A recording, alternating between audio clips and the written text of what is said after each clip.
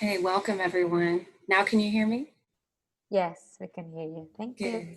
Good. It's wonderful to be with all of you, and I'm in the Bay Area where it's foggy and chilly, and so we're bundling up here. We have reverse seasons.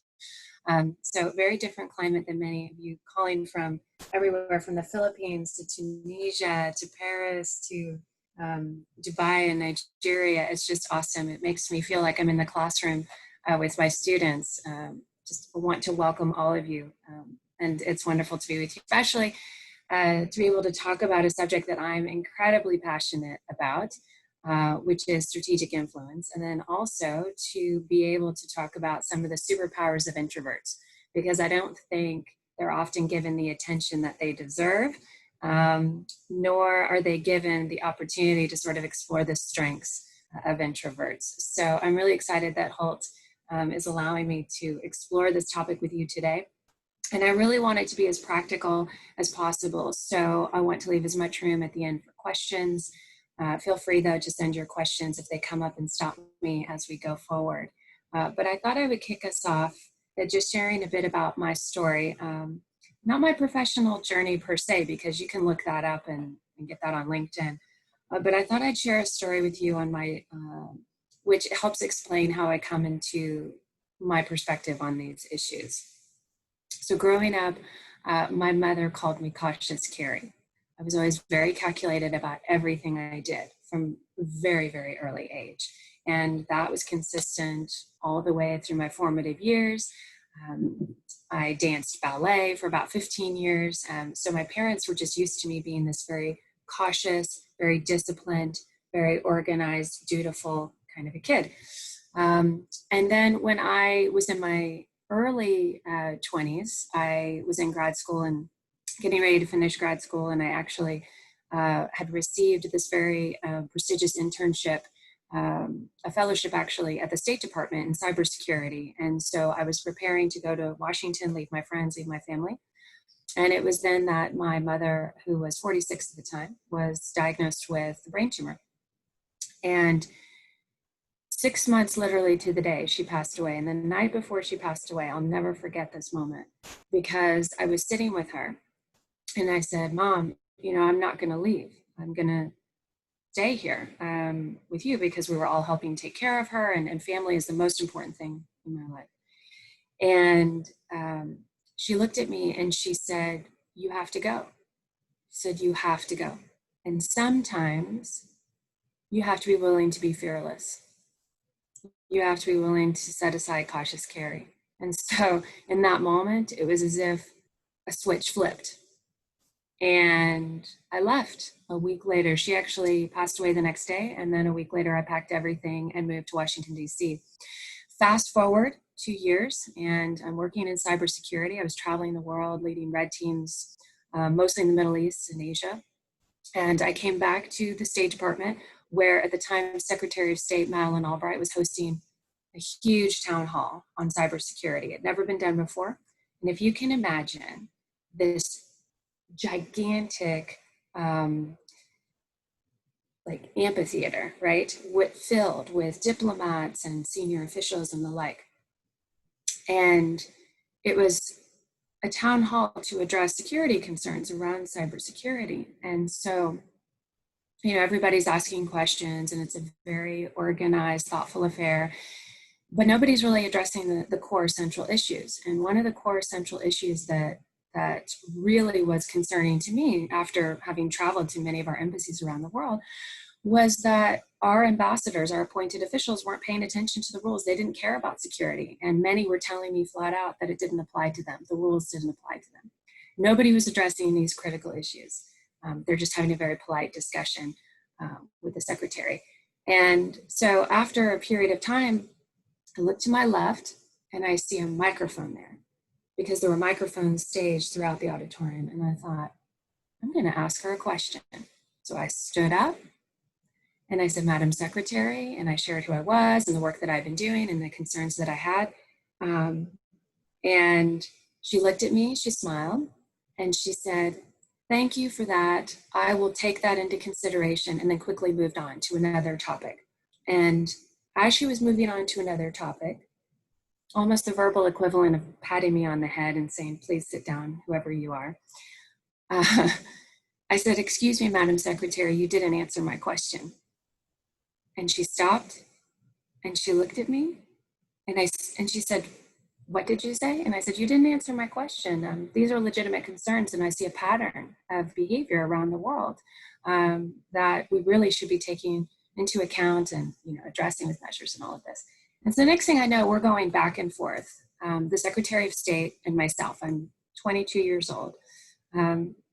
At the same time, my father, back in Dallas, Texas, was just sitting down to his morning coffee, getting ready to read the paper, turns on the news on CNN. And as he's looking at CNN, he sees his daughter on national television going back and forth with Madeleine Albright. And he had this moment of shock. And then he immediately, like he's done since the day I was born, decided he had to tape this moment and make copies of the tape for everyone in the family, because he wasn't sure if I was going to get fired, but at least I was on TV and I was standing up for myself. So he was going to capture the moment. What I hadn't realized as I was going back and forth with Secretary Albright was that the entire news feed of cameras for every major network in the United States and around the globe was right behind me. So it was broadcasting live all over the world. So after our back and forth, and she sort of, again, was trying to dismiss me and just did not want to deal with the question because she was caught off guard. And, I finally relented and sat back down, but I felt satisfied that I had raised the issue and that it was now on her radar and hopefully something would be done about it. It never occurred to me at the time that I could be fired or that I shouldn't speak out, because I knew that it was something that needed to be addressed, and that was the purpose of the town hall. And I also knew that if my senior bosses, of which there are about 10 layers at least between me and the senior officials in my bureau, I work for diplomatic security, that reported then up to the Secretary of State. I knew that if they didn't back me up, then maybe I was in the wrong place, because I was standing on principle. I was standing up for what mattered and for what needed to be said.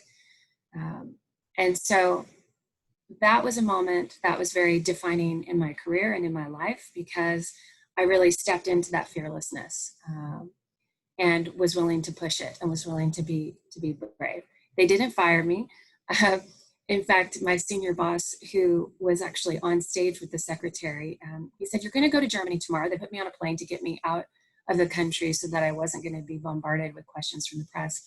But I'll never forget Secretary Albright's last day at the State Department when we were all saying goodbye, and she saw me and she remembered me and she said, "Carrie Eggsbuehler." And she just shook her head. And then she said, "Well done." So I share that with you because that is a moment that was very defining in my career. And ever since then, I've had moments like this where I've had to make a decision. Do I stand up? Do I speak out? And I've become known for speaking out when those moments matter. In fact, my British friends call me the cheeky American. And it's something that's not a natural tendency for me always to go there, because I am an introvert. And I'm curious about all of you who are here with us today. You know, when you think of yourselves, when you think about your own tendencies, if you look at, say, just a long week, for example, and you come to the end of that long week and you're stressed out and you're exhausted, what is the perfect Friday evening look like to you? Just put that in the chat. What do you do when you want to recharge and completely sort of refuel yourself?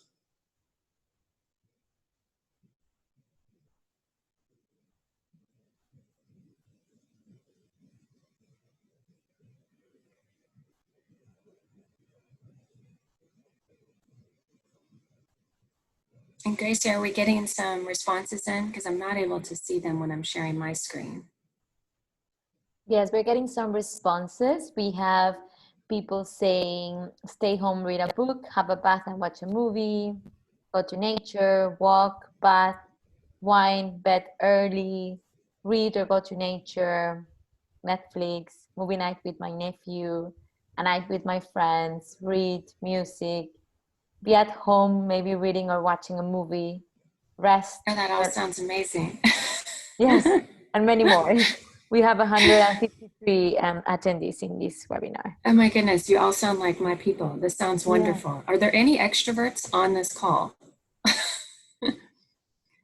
Listen to music or watch a movie in my room resting. Yeah. Yeah.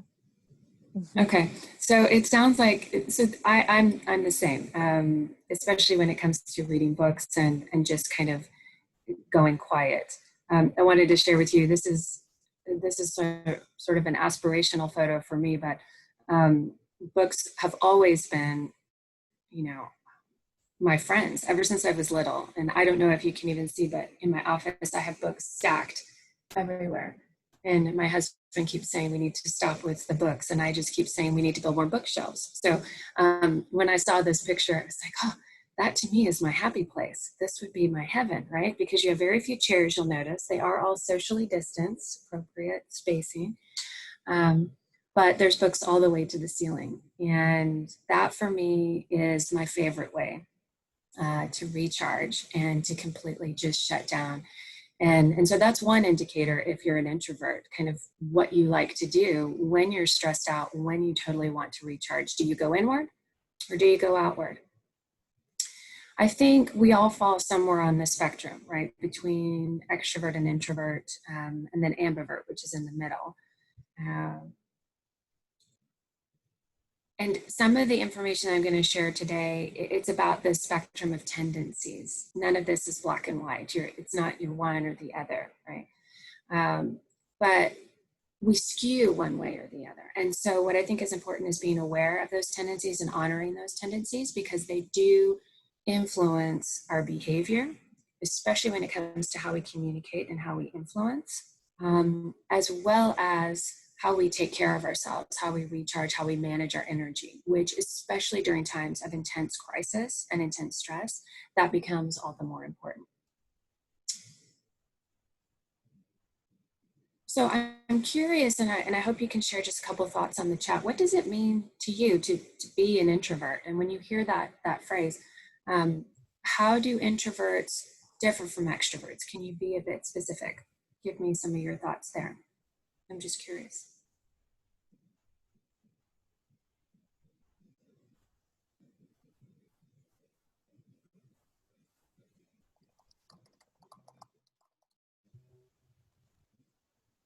What's coming through, Gracie?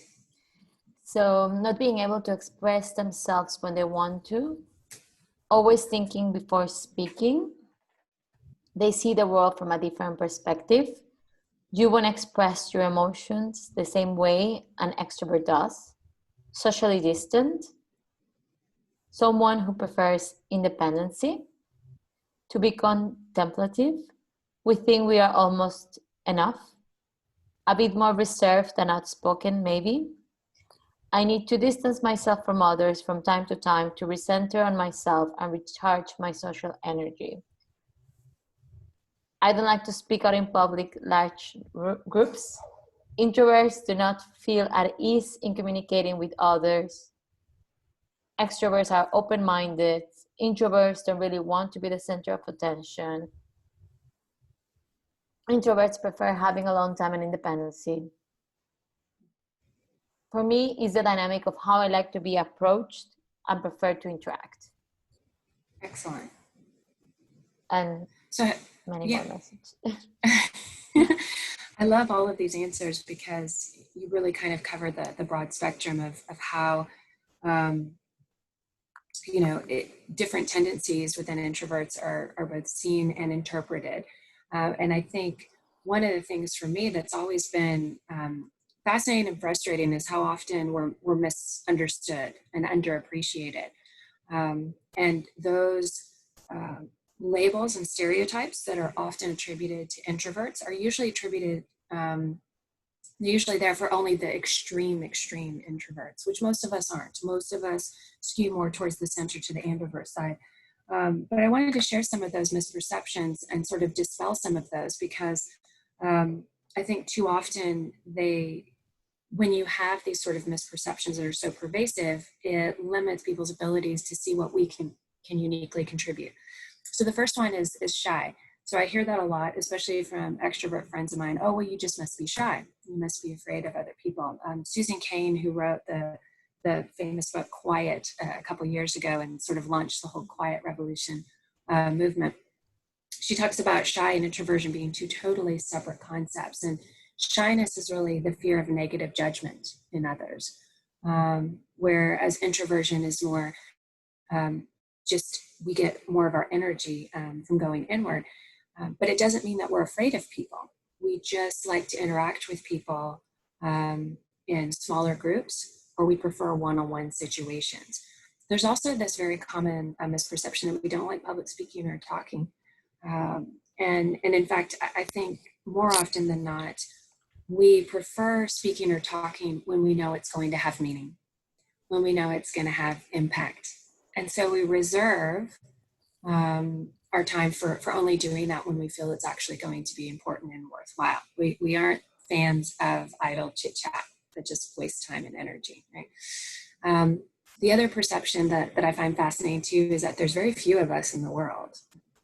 And in fact, I've seen estimates anywhere from 1 in 4 to upwards of 50% of the population being introverted. And so on average, you see multiple bodies of research saying anywhere from 40 to 50% of the population. So it's a significant chunk of people. And yet there's still this perception that there's only a few of us in the world and in a group, especially we're the outliers. And then on that notion of group works and team dynamics, there is also a very common misperception that we don't enjoy working in teams. And I actually really enjoy working on teams, especially great teams when they're highly functioning and we have a good balance of introverts, extroverts, and experience, and you can draw on everybody's strengths. But there's this sense that we only prefer working alone. And that's not the case. We're also sometimes seen as not feeling or having, emotional depth or empathy for others because we don't always outwardly show that to everyone. And that's not true either, right? We just guard our emotions and only share them with people that we genuinely trust and care about. And then finally, that we're timid and we avoid taking risk. I shared at the beginning my nickname, Cautious Carrie, and certainly introverts have this tendency to think more thoughtfully and spend more time contemplating when they're decision making and problem solving. That doesn't mean, though, that we're not willing to take risks. We just take very calculated risks. And we contemplate before we make a decision and do something, and then we contemplate again, and then we do. As opposed to extroverts, extroverts are more likely to do first, and then go back through the contemplation, and then be right back to the doing. So I just wanted to share some of these common misperceptions because these are pervasive. And the reason we're all here today, the reason we were talking about this issue is because in business and in leadership, the extrovert bias is real, especially here in the United States. And I would say with almost any global company that I've worked with around the world and large global organizations, I see this bias, this tendency, with rare exception. And so when you look at people who are promoted to senior leadership or positions of power, typically they have that extrovert profile. And the leaders that I most gravitate towards, the ones that I've seen really drive positive impact over the long term, oftentimes they've been introverts. They've been the quiet leaders, the ones that you haven't always expected to see step up. And then they do in such deep and meaningful and profound ways. So that's why I think it's important for us to dispel a lot of these myths and then to really look at introversion from a different perspective. So I've gathered just a couple thoughts on that front. And, with Holt, the thing that I appreciate so much is we always bring the global lens to everything that we do and to every subject that we engage in. And I was sharing earlier, that we are everywhere. And I thought this Myers-Briggs video is just a short clip, but I like what they compiled this past January on World Introvert Day.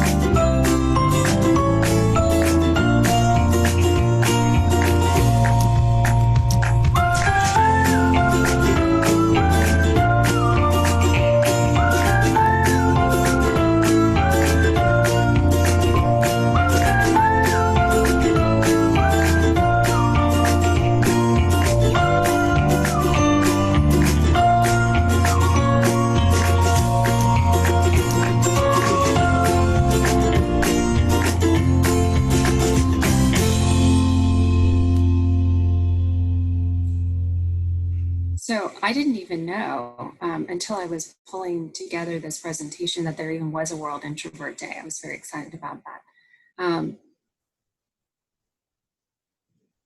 What I find fascinating about the research that they compiled, and if you haven't taken the Myers-Briggs, where there's a shortened version that the 16personalities.com actually has as well that's free, is that it gives you a good breakdown of the different types of introversion that you can have and a deeper understanding of where you fall on that scale between ambivert and introversion that I find really fascinating. And if you haven't taken it in a while, I highly recommend you take it again to see where you are currently, especially given all the changes that all of us have been undergoing just since the coronavirus hit and since our entire sort of way of working and living has been upended. But what I find fascinating about the research that Myers-Briggs did is that people will say they prefer introverted leaders. And I think the reason they say that, and Adam Grant's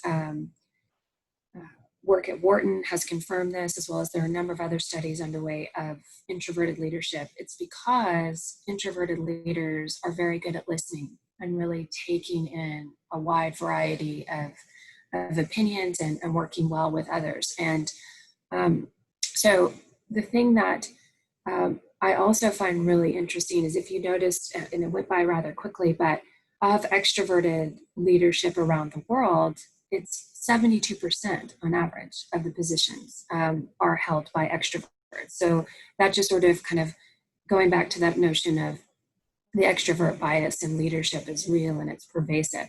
So I'm curious, I just wanted to share with all of you, which countries you think are the most extroverted, and the 16 personalities group. So they have over 40 million respondents around the world.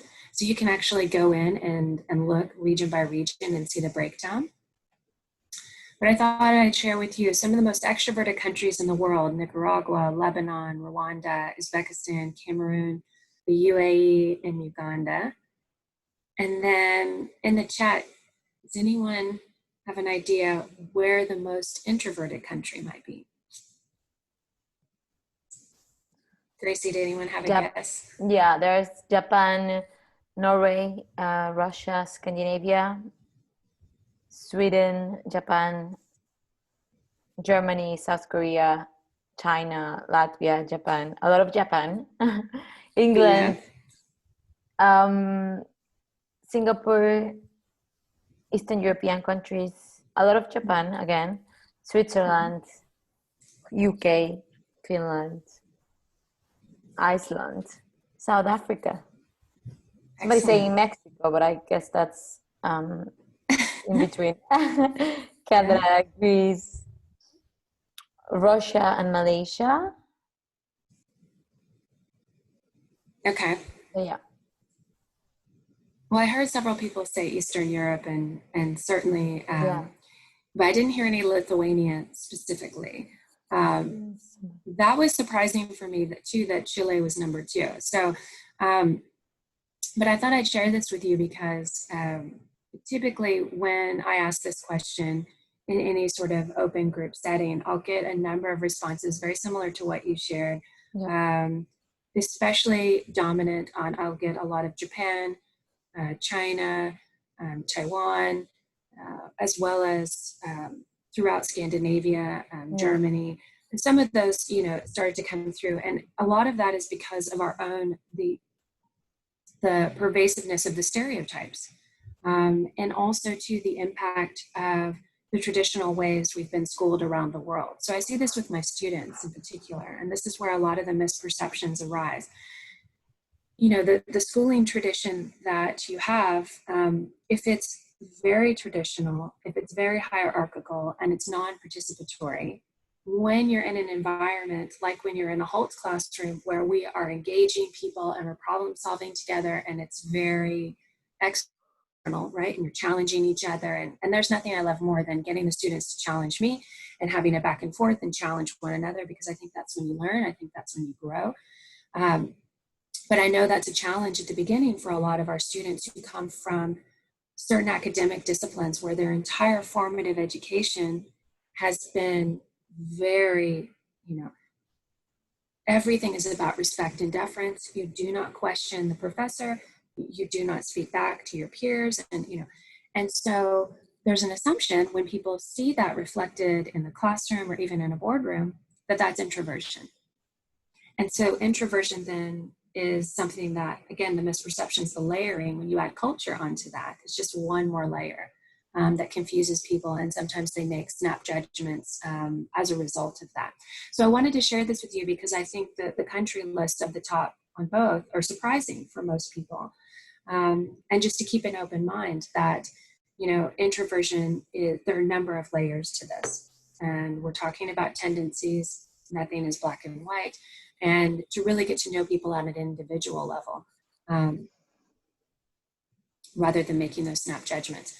I thought I'd share just briefly a couple insights to you about the introverted brain, because there has been an enormous amount of research in this space on the neuroscience, the differences between an introverted versus extroverted brain that I find fascinating, because there are distinct differences at the physiological level as well as the chemical and hormone level. And that has direct impact on how we behave and how we engage with others. So I just wanted to share a couple of those with you, not to go too far into depth, but introverts do process information and stimuli very differently than extroverts. In fact, we take in much more information than extroverts, and that's why we have very high situational awareness. And we also, the way we process that information, it touches on more parts of the brain. And that's why we have usually better memory and better recall and retention of information.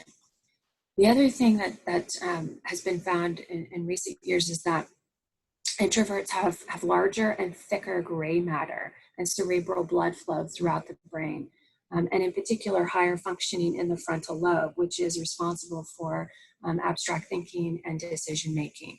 So when you have increased blood flow and more activity in that space, when some of you were sharing at the beginning, what does it mean to be an introvert? Some of you said, well, we overthink things, or we like to think deeply. We have a lot more activity happening in that frontal lobe space, and we've been able to see it now with magnetic resonance imagery. And so it's a really exciting time on the neuroscience side to be able to actually map some of these differences in the activity within the brain. And then at a neurochemical level, we have distinct differences between introverts and extroverts, and how we process hormones and then even communicate between neurons, and how we interact with, in particular, the two neurotransmitters, dopamine and acetylcholine. So dopamine is one of those neurotransmitters that is responsible for pleasure and our reward system. For extroverts, they thrive on dopamine. And anytime they're out in the world and they're engaging with others and they're doing external things, their dopamine levels rise, and it gives them that reward kick, that jolt. For us, for introverts, we're very sensitive to dopamine. And when our dopamine levels get too high, it actually goes into levels of high stress and anxiety. And so we have to find ways of managing that. One of the complementary neurotransmitters to that is acetylcholine. So acetylcholine it's more subtle than dopamine. It's also connected to our reward centers. But this, for introverts, is incredibly powerful, because this is where when we have high acetylcholine levels, it's where we're able to stay calm, focused, alert. There's no magic pill for acetylcholine that we can just take and go, okay, now my choline levels are elevated and I'm in the zone. I wish there were, and I've tried almost every nootropic out there that has different combinations of various herbs. There are foods and herbs that you can take that help support rising those levels, but it's just such a delicate balance for each of us. And so if that's of interest to anyone, feel free to email me, and I'm happy to share my research in that space. But the reason I share all of this with you is that this directly impacts a number of aspects of the introvert mindset and sort of approach to influence and persuasion, not only when it comes to our memory and retention, but our ability to concentrate and focus for long periods of time. I mentioned before that it increases our ability to have high situational awareness and listening, as well as creativity and problem solving. What it also does is it gives us this tendency, if we don't watch it, to overthink things, be a perfectionist, be incredibly self-critical, and skew to burnout. So we have to have active strategies for countering that. And so that's one of the things, especially when you're in environments like we are with the current pandemic and just managing stress on a whole different level, we have to have active strategies for counteracting some of these tendencies. So the reason I shared some of the neuroscience with you is because we're born this way. It's not something that we can just change overnight. And I always appreciated this phrase, personalities may change slightly as we age, but temperament remains the same. And this notion of intrinsic maturation, we all become more introverted with age. We all become, hopefully, more balanced, and a little bit more inward leaning as we age. And part of that is out of necessity, because especially now when you look at how fragmented our attention is with technology, we need to be able to step away, to be able to just process the sheer dearth of stimuli that all of us are being bombarded with, if we want to be able to think clearly and to actually problem solve and communicate effectively.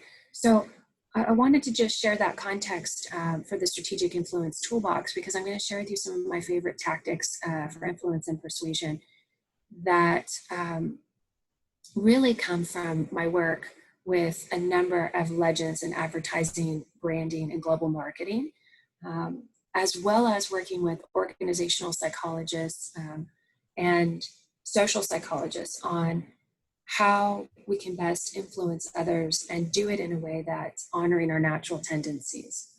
So some of these tactics, of course, would apply to extroverts as well, but I really took a lens at narrowing it down to, as an introvert, where can you play to your strengths? So when you look at some of our individual attributes and tendencies, right, this notion of thinking on our own, relating one-to-one, preferring quiet, minimally stimulating environments, this is where we should start as our foundation when it comes to strategic influence, and leverage that. Meaning, oftentimes I'll hear friends of mine who are introverts in business, or even my students who are introverts and they're going for job interviews, or even say a leadership position, this feeling, this peer pressure that they need to be an extrovert, that they have to exhibit extrovert qualities in order to be noticed, in order to succeed, in order to influence and persuade. And I don't think that's the case. I think if you focus on your natural strengths and your natural tendencies and leverage those in a discrete and strategic way, I think you're going to be more successful in the long run. And I'm going to share with you some examples of this. So the first piece before I share specific skill sets and tactics is your mindset. And this is true for both introverts and extroverts, but it's not intuitive. So that's why I wanted to share it with you now, because it is a bit different mindset when you're focused on influencing and persuading others. The first is a growth mindset, this notion that you're not born as an expert in influence or persuasion. It's something that everybody learns and everybody, improves upon as they practice it, as they go through life, and as they go through their experiences. And so that growth mindset of something that can be learned and continually improved upon, that is key, especially for this space. The other thing is this notion of a giver mindset. And when we get into the tactics, I'll share a little bit more about that. But it's not getting something from someone else. It's what can you give to them? That's always the mindset I have when I want to influence someone. What is it I can give to them that's going to help them solve a problem, help them solve a pain point, help them see something in a different way? What can I share from my intellectual capital that's going to benefit them? When you do that, it puts you in a very different headspace.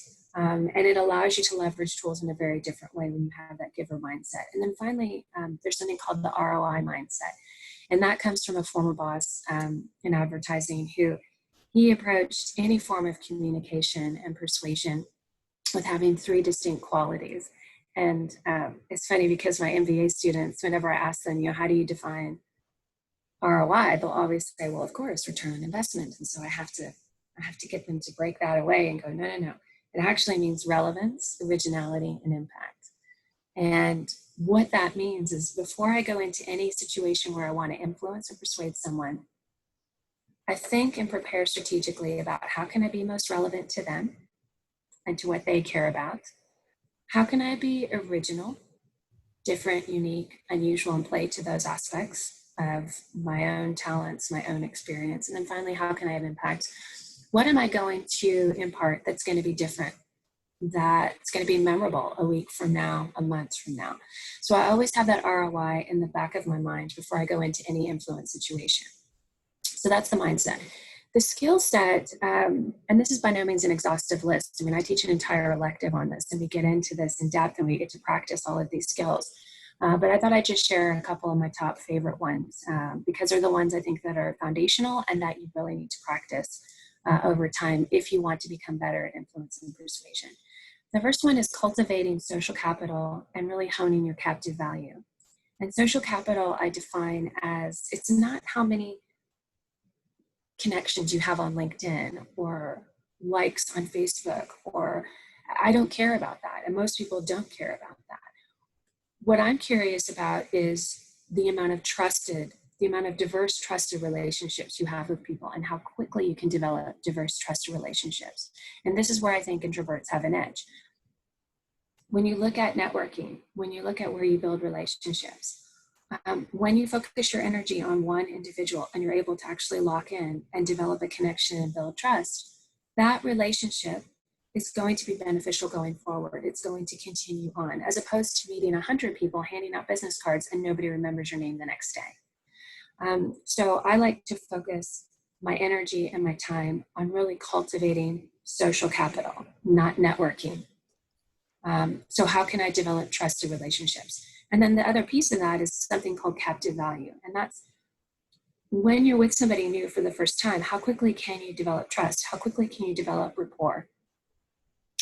How quickly can you get them interested in who you are and what you're curious about? And so there are a number of tactics under that skill set for how you build on your captive value.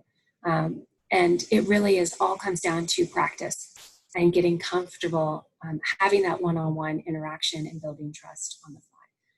Active listening and validation, this is a natural strength of introverts as well, but it's also something that requires discipline and requires practice. And I think the biggest piece of active listening, and one of the skills that I continue to practice, is I always take notes. People think I have a great memory, and I don't. Especially since I have a 3-year-old and a 6-year-old, and just life. There's so many things going on. If I didn't take notes on everything, I would probably go crazy. But this is how I retain and recall information. It's also how I process whenever anxiety is rising. But when I'm actively listening to somebody, I'm writing down and taking notes about what they're saying. And then the other key piece of that is validation. Validating what they're saying by sharing back, what I heard you say was this. Is that correct? Did I get something wrong? So having those twin pieces and constantly practicing that increases your captive value and your ability to build and really nurture social capital over time. And then finally, storytelling. And all great influencers and persuaders are great storytellers. And all of you have great stories that you can share, right?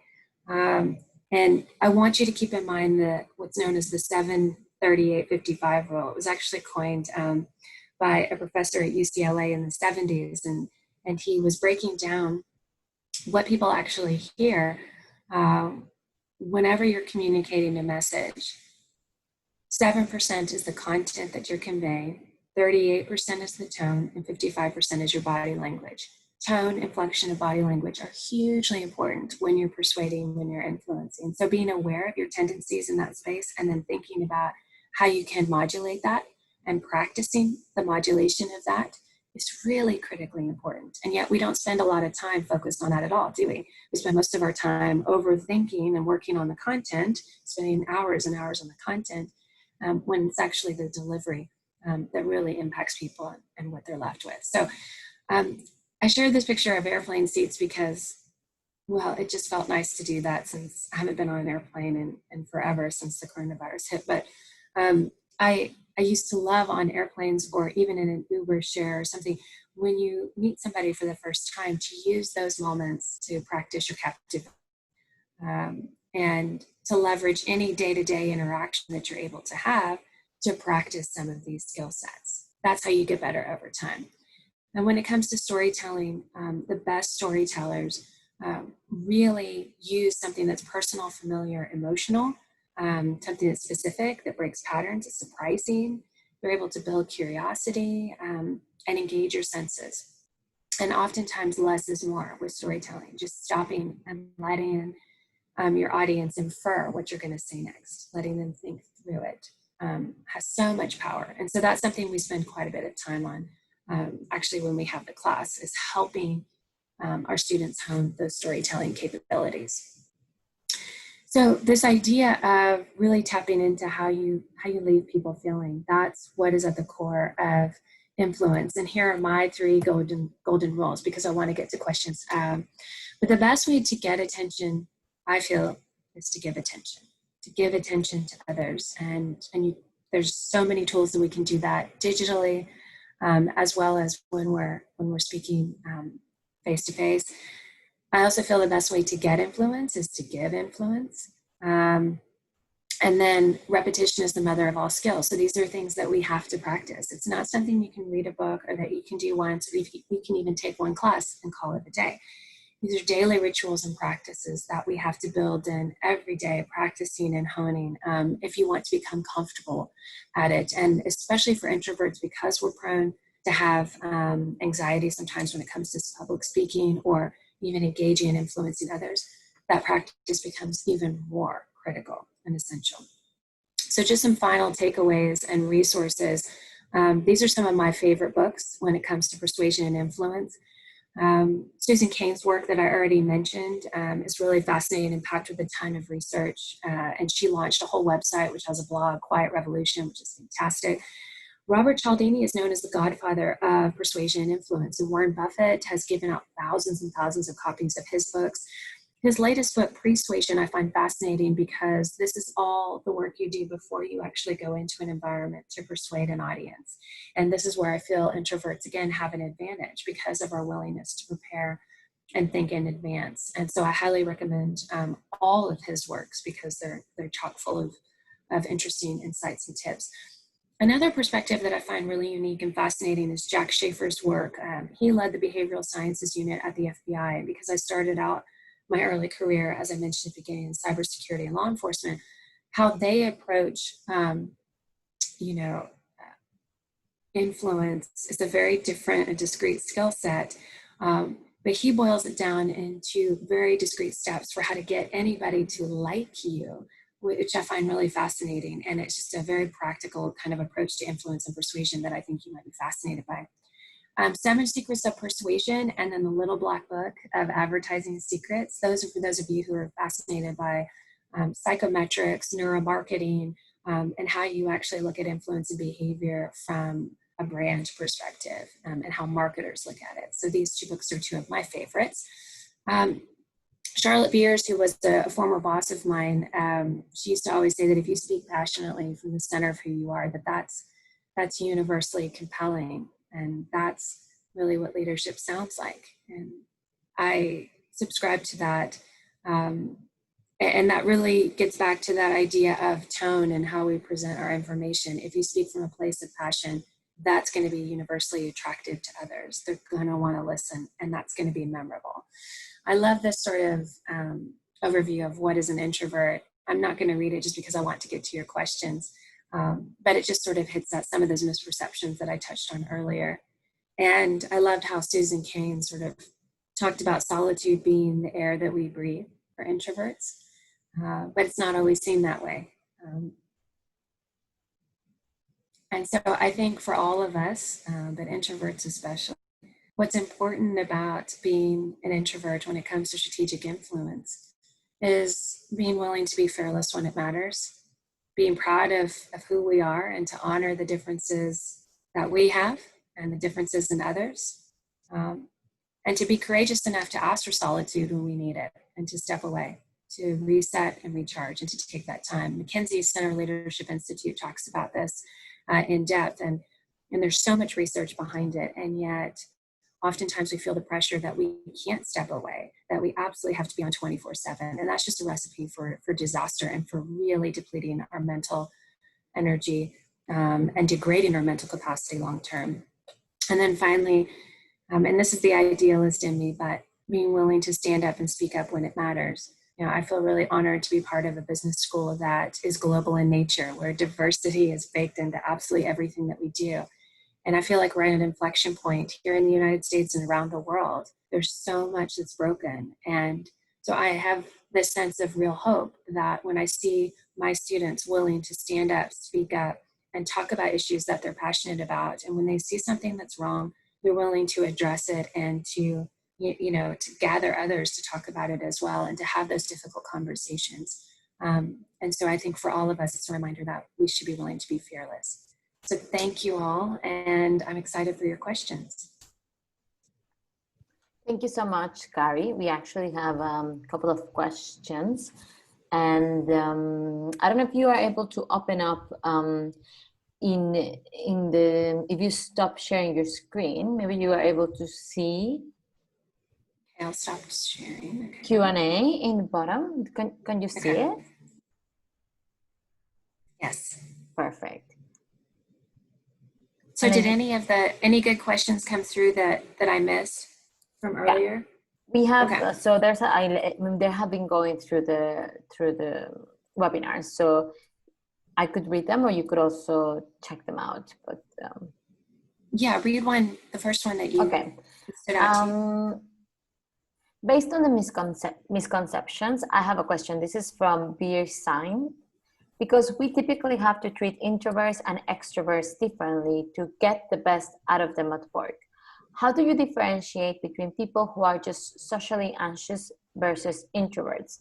At work, I have a massive issue when it comes to diagnosis, who is an introvert and who is not. It's a great question, and managing this at work and within teams is challenging. And so a lot of it comes down to getting to know your people, right? Really well, and trying to differentiate between where is that anxiety coming from. The other thing is I explicitly set in place ways that everybody can contribute. So this is also at the heart of inclusion as well. Do people feel that they're able to contribute fully? That their ideas are going to be given merit and credence. And so one of the ways I do that before any meeting is I have homework for everybody. And it could be as simple as one question I want them to consider. And then I take the first 10 minutes for everybody to share what, they put together for whatever the issue is or whatever we're trying to solve. And in that way, it helps draw them out. It also develops a culture of everybody's ideas are valued and relevant, and we want them to contribute. And so that just sort of helps build that and foster that culture of inclusivity. If there are people that have extreme anxiety, engaging, and that's something different that you have to manage one-on-one. And a couple of other questions have been coming through asking, well, how do you manage anxiety if you do have extreme anxiety, engaging with other people or in a group setting or even public speaking? And there are two specific ways that I encourage you to try. One is the note-taking that I was talking about, because that just helps us collect our thoughts. Especially when we feel pressure to contribute in the moment. And so collecting our thoughts and writing them down, just that entire process helps increase our memory and retention, but it also helps just calm our anxiety. The other thing are simple somatic exercises. So one of the things that I do to manage my adrenaline level, especially when I'm speaking and my adrenaline levels rise and my amygdala is firing, in fight or flight, and I need to remain calm, is I'll just take my hand and under the table. And I'll do this in any sort of tense situation, if it's a negotiation, if it's a high stakes meeting, if I'm speaking public. Nobody ever notices I'm doing this under the table. And what that helps the body do is it helps process the cortisol that's surging in the body. And this is really important, especially for women, because the damage that cortisol does to the body when you're exposed to high levels of cortisol over time, it's so dramatic and it's degenerative, and it takes women much, much longer than men to come down off of those huge cortisol surges. So just having little strategies like that, where you're helping the body recycle the blood, move the blood around, circulate, especially if you can't get out of your seat and you're locked in, say, a Zoom meeting, and that has really helped me. And then I always tell, my students, but even now, since everything is on Zoom and everybody's living in these virtual spaces, you have to have bioempathy breaks. You have to be willing to let people get up, move around, get out of the space, and give them time to separate, think, and then come back. So I hope that answered your question. Thank you. There's a question from Nadia Rodriguez. Is there a tool or site where I can check what is my introvert type? Yes, so 16personalities.com.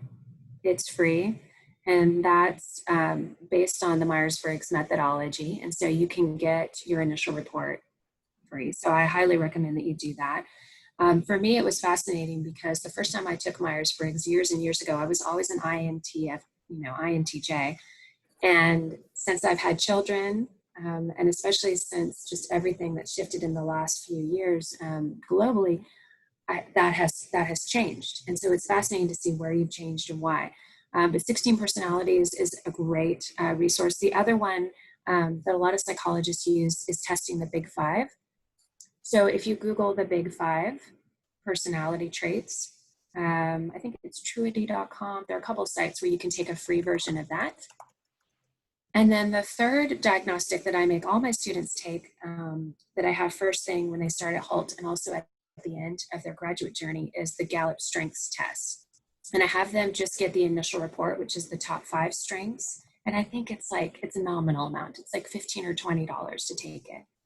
But why that's important to marry with your personalities is, I think, so introverts, the more information we can be armed with about our strengths, and the more comfort we get in really being clear about what makes us different and where our strengths lie, that gives us competitive edge, and that gives us strategic advantage when it comes to influence and persuasion, especially on the job front. And anytime I help people with career advice, even friends of mine who are pivoting and going into totally different careers, I have them take the strengths test. And I've not one time had somebody send me their top 5 strengths and have those 5 strengths be reflected accurately in their LinkedIn profile. Because too often our LinkedIn profiles and our resumes say the same thing that everybody else says. And that doesn't give you any differentiation, right?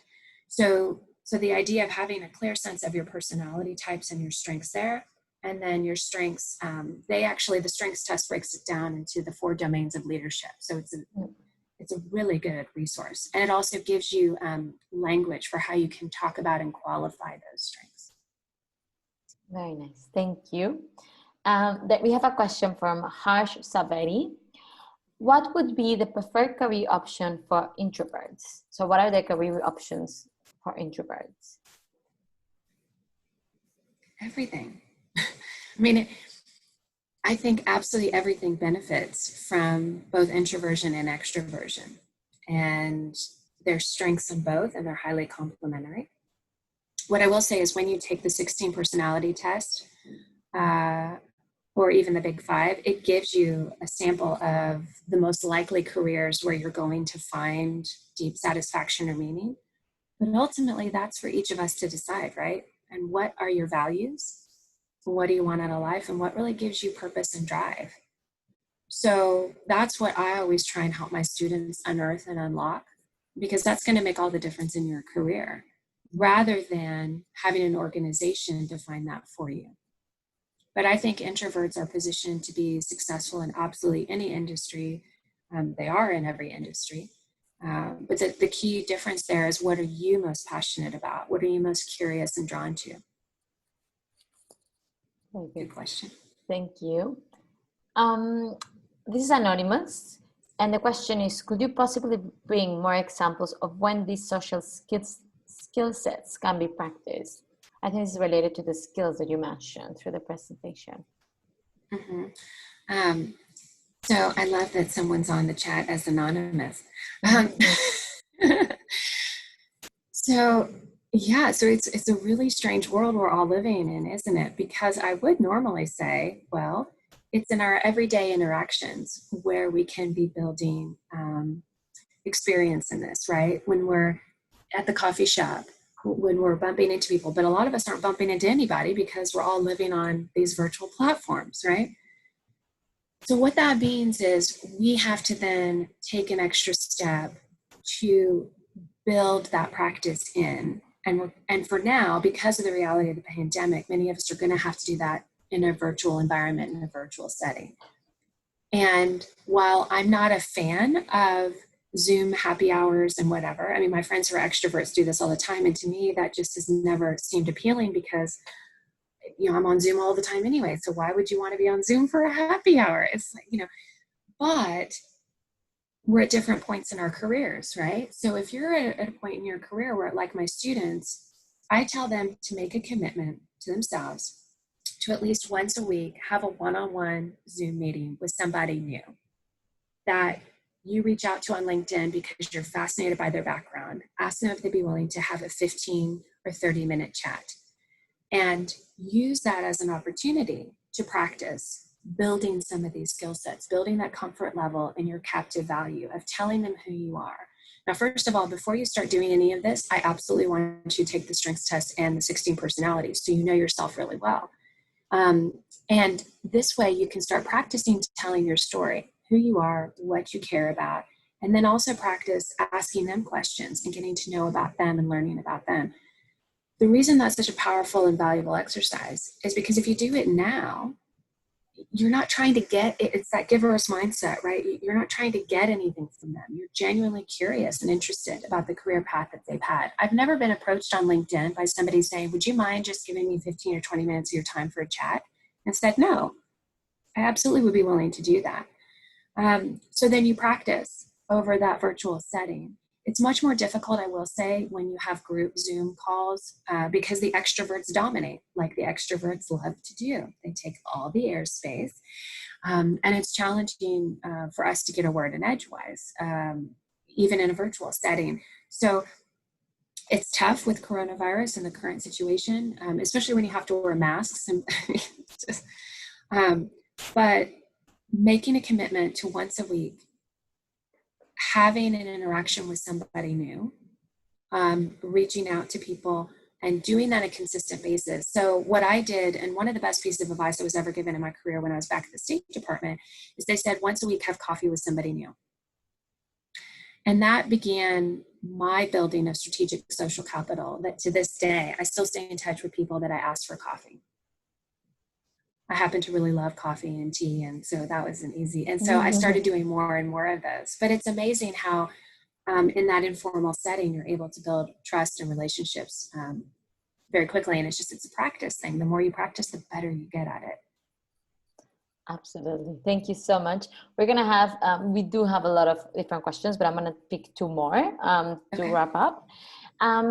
So this is a question as well, anonymous, and it says, how can you deal with fear and introversion when most of your friends and environment are extroverts? How do you deal with fear? So, well, it's interesting because if they're your friends, hopefully you wouldn't be afraid of them.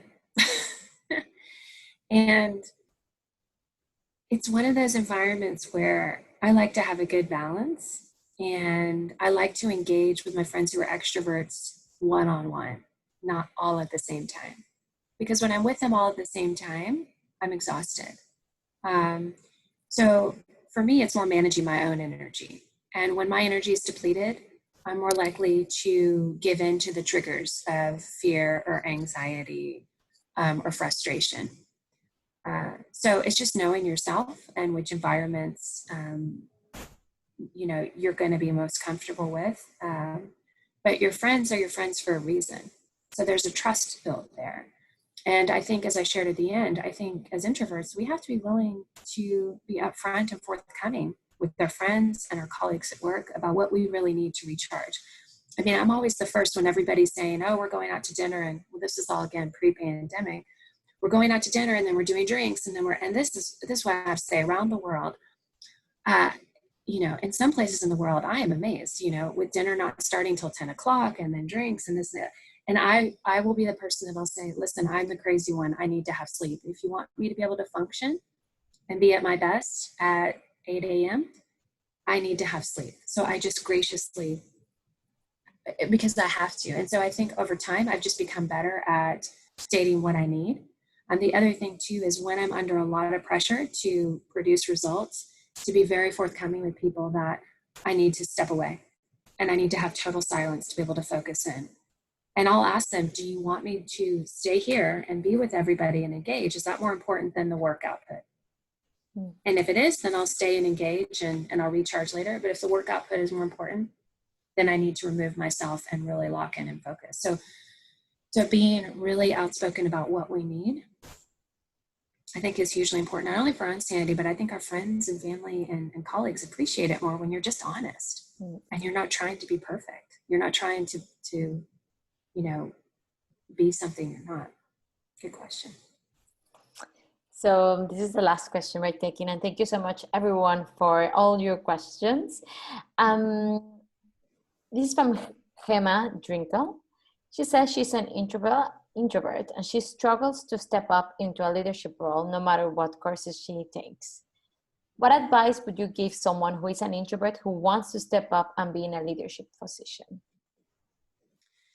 So it's a great question. And I think a lot of that comes back to knowing your strengths and being able to articulate those strengths, especially with people that you have trusted relationships with, because then those are the ones who become what's known as your sponsors, meaning they're the ones who end up telling your story for you when you're very clear about what makes you different. And the best position to be in as an introvert is when other people are promoting you and telling your story to other people. And that's how you get selected for leadership roles. And in fact, when I look back over my career, I've had people, unbeknownst to me, share my story with senior leaders who then they sought me out and identified me for leadership roles. So it wasn't me asserting myself into a leadership position. Then there's been other situations where, because I'm clear about my strengths and I'm clear about my values and what I'm passionate about, when I saw a need and when I saw a leadership opportunity arise, I was willing to stand up and I was willing to jump in. And so I think too often we don't take the time to really uncover and be clear about what our values are, what our passion is, what gives us meaning. Because when you're clear about that, and then you develop social capital around those areas, the leadership opportunities emerge. They start to become apparent, and you're able to step up and jump in unusual and unexpected ways. But there's no clear formula. So, an excellent question.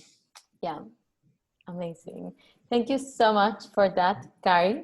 This was really, really insightful, and thank you very much. Thank you, everyone. Everyone for joining us. As we said before, a recording of this will also be sent out in the follow-up email over the next few days. If you feel this was useful, we have a number of other webinars coming up, the next being on Thursday 16 with Professor Olaf Groth.